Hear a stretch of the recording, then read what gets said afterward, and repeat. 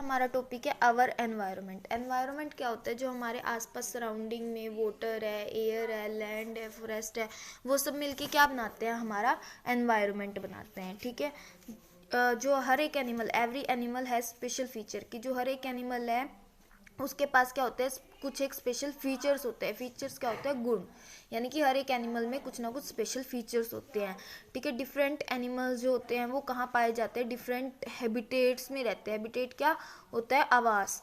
यानी कि अलग अलग एनिमल्स अलग अलग आवास में रहते हैं। जैसे कुछ एनिमल्स वाटर में रहते हैं, कुछ एयर में रहते हैं, कुछ लैंड में रहते हैं। ठीक है। जैसे एग्जाम्पल के लिए जैसे मछलियाँ हैं वो पानी में रहती है, बर्ड्स एयर पे रहते हैं, हम लोग लैंड पे रहते हैं। ठीक है।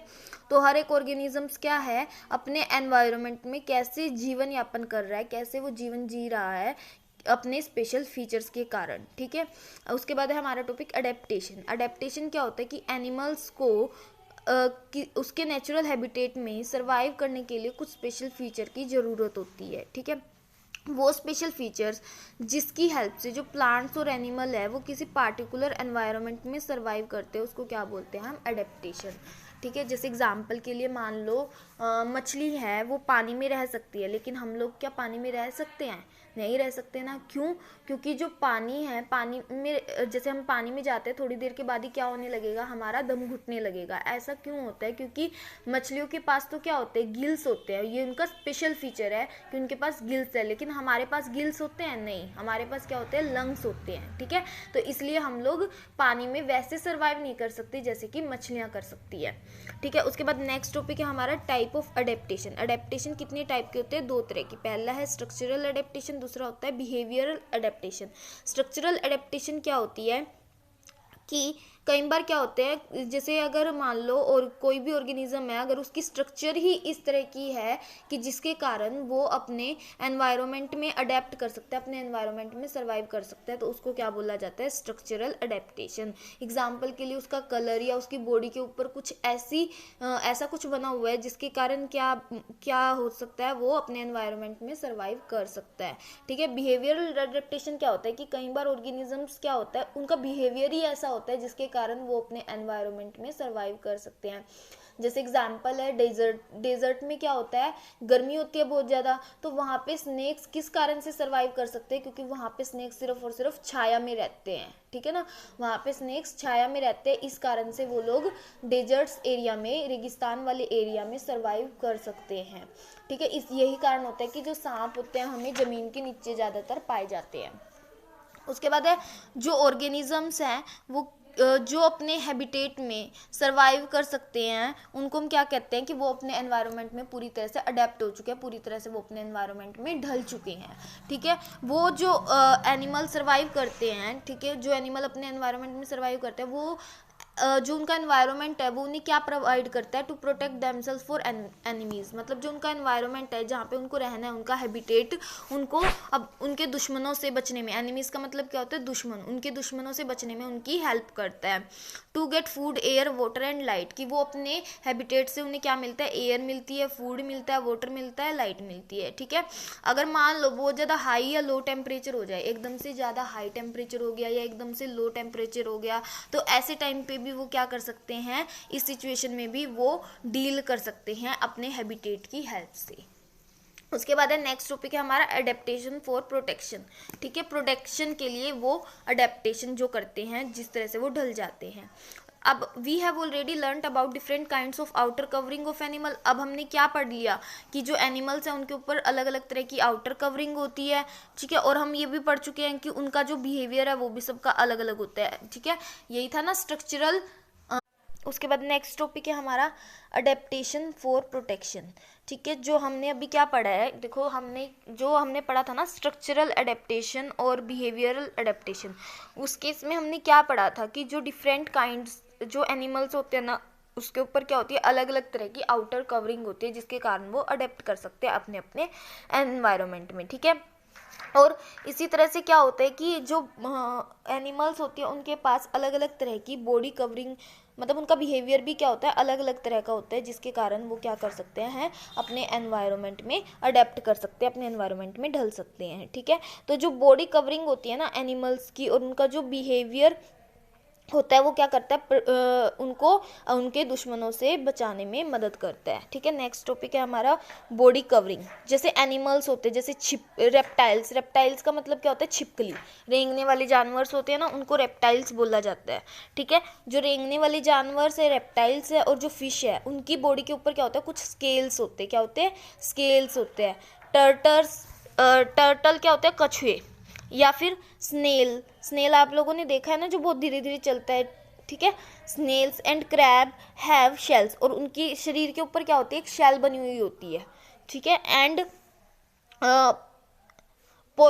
Porcupine fish and spiny anteater have spines, और इनके पास क्या होते हैं, स्पाइंस होते हैं इनकी बॉडी के ऊपर, दैट कवर देयर बॉडीज, जो उनकी बॉडी को क्या करते हैं, कवर करते हैं। The outer covering of their bodies are hard, जो इनके बॉडीज की जो बाहर वाली कवरिंग होती है, आउटर कवरिंग होती है, वो कैसी होती है, बहुत ही हार्ड होती है, और उनको आसानी से तोड़ा नहीं जा सकता। Can not be broken easily, इनको आसानी से तोड़ा नहीं जा सकता। This adaptation save this animal from their enemies, की जो ये आउटर कवरिंग होती है क्या होती है, हार्ड होती है ना, जिसके कारण ये अपने आप के अपने दुश्मनों से रक्षा करते हैं। It is specially helpful for the slow moving animals to escape from danger, जैसे कछुआ है वो भी बहुत धीरे चलता है, स्नेल्स है वो भी बहुत धीरे चलता है। तो जो ये आउटर बाहर इनकी जो शेल बनी हुई होती है, ये इनकी हेल्प करती है अपने एनिमी से बचने के लिए। खासकर जो ये जानवर होते हैं ना, स्लो मूविंग, जो धीरे धीरे चलते हैं, इनको खतरे से बचाने में जो ये शेल है बहुत हेल्प करती है इनकी। ठीक है, उसके बाद नेक्स्ट टॉपिक है कॉमोफ्लोज। कॉमोफ्लोज क्या होते हैं कि कुछ एक एनिमल्स जो है कैन ईजली हाइड देमसेल्फ, कुछ एक जानवर जो होते हैं अपने आप को आसानी से छिपा सकते हैं, because of the colour of their skin, क्योंकि उनकी स्किन का कलर ही ऐसा होता है। उनको क्या बोला जाता है, कोमोफ्लोजिंग, इसको क्या बोला जाता है, कोमोफ्लोजिंग। जैसे कि कैमिलियन हो गया, फ्रॉग्स हो गए, जेब्रा हो गया, ये सब जानवर क्या होते हैं, अपने आप को छुपा सकते हैं। जैसे गिरगिट है, वो क्या करता है, जैसे अगर वो रेड चीज के ऊपर जाता है, अपना कलर रेड कर लेता है, तो इस तरह से वो क्या करता है, अपने आप को क्या कर सकता है, छुपा सकता है। ठीक है ना, कहीं भी। तो जो ये एनिमल्स है, कैमिलियन, फ्रॉग, जेब्रा, ये अपने आप को क्या कर सकते हैं, can easily confuse their enemies, इनके जो दुश्मन होते हैं उनको क्या कर सकते हैं, कंफ्यूज कर सकते हैं, as their body colour blends with their surrounding, क्योंकि जो उनकी बॉडी का कलर है उनकी सराउंडिंग के साथ ही चेंज हो जाता है। उसके बाद octopus can change their colour to save themselves from predators, जो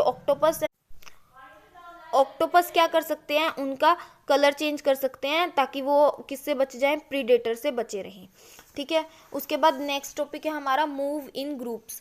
मूव इन ग्रुप्स, जैसे कुछ एक एनिमल्स है, जैसे कि मधुमक्खियाँ, हनी बी, इसका मतलब क्या होता है, मधुमक्खियाँ, वो क्या करती है, ग्रुप्स में मूव करती है ताकि वो अपने खुद की रक्षा कर सके।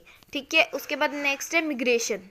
ठीक है, मिग्रेशन क्या है, migration is a behavioural adaptation. Migration कैसा है, बिहेवियरल अडेप्टेशन है, जो हेल्प करता है एनिमल की सरवाइव करने के लिए। जो एनिमल्स हैं वो क्या करते हैं, ट्रैवल करते हैं एक जगह से दूसरी जगह तक अपने भोजन की तलाश में, and to save their life, और अपनी खुद की ज़िंदगी को बचाने के लिए। ये क्या हो गया, मतलब ये उनका बिहेवियर हो गया ना, कि वो एक जगह से दूसरी जगह पर घूमते रहते हैं। ठीक है, किसकी तलाश में, भोजन की तलाश में, और एक दूसरे को अपनी जो जीवन है उसको बचाने के लिए किसी दूसरे बंदे से या दूसरे अपने किसी दुश्मन से।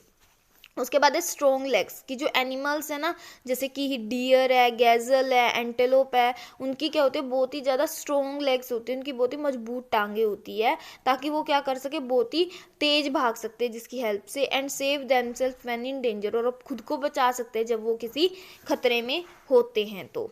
उसके बाद है एडेप्टेशन फॉर ब्रीथिंग, की सांस लेने के लिए किस चीज़ की एडेप्टेशन। जैसे एक्वेटिक एनिमल्स हैं, जो जल में रहने वाले जानवर हैं, उनको बोला जाता है एक्वेटिक एनिमल्स। उनके पास क्या होते हैं, गिल्स होते हैं सांस लेने के लिए। ठीक है, वाइल्ड टेरेस्ट्रियल कौन से होते हैं, जो कि ज़मीन पर रहते हैं। Aerial and arboreal animals have lungs to breathe, तो इन सब के पास क्या होते हैं, लंग्स होते हैं ना सांस लेने के लिए। एग्जाम्पल के लिए हम खुद को ही देख लें। ठीक है, एम्फीबियनियस हो गए, जैसे कि फ्रॉग्स, जो फ्रॉग्स है ना, वो किसके थ्रू सांस ले सकते हैं, उनकी जो स्किन होती है ना बहुत ज़्यादा मॉइस्ट होती है, गिलगिली सी होती है। ठीक है, और उनके पास क्या होता है, लंग्स भी होते हैं, मतलब जो फ्रॉग्स है ना उनके पास लंग्स भी होते हैं, लेकिन वो अपनी स्किन के थ्रू भी सांस ले सकते हैं। ठीक है, तो ले